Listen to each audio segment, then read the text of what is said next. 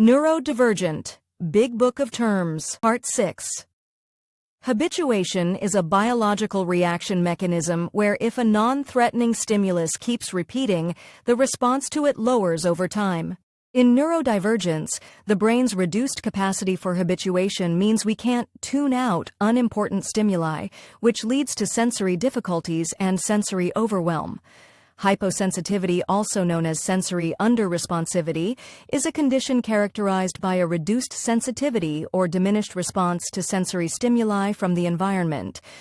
Individuals may have difficulty with detecting or processing sensory inputs, such as sound, touch, taste, smell, or visual stimuli.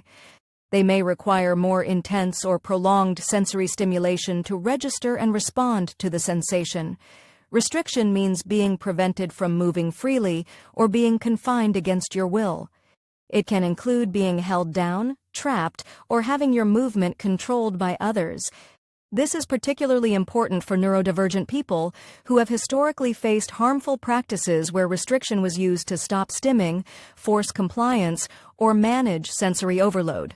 Sensory avoiding, also known as sensory underresponsivity, refers to a pattern of behavior where individuals actively try to avoid or minimize exposure to sensory stimuli.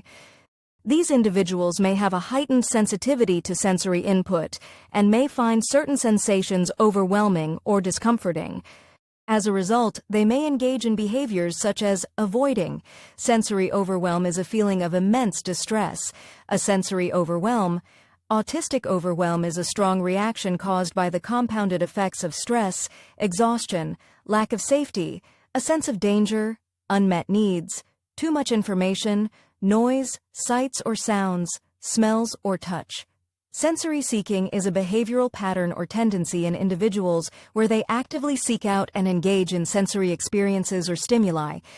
Individuals may have a heightened desire for sensory input and actively seek activities or environments that provide intense or stimulating sensations. Verbal shutdown is a temporary inability to produce speech despite having intact language and thoughts, an involuntary neurological response to overwhelm. It's when words exist in one's mind but cannot be physically spoken due to sensory, emotional, or cognitive overload. Casually and incorrectly, it is sometimes also referred to as going nonverbal, but this term is not preferred by the non-speaking autistic community.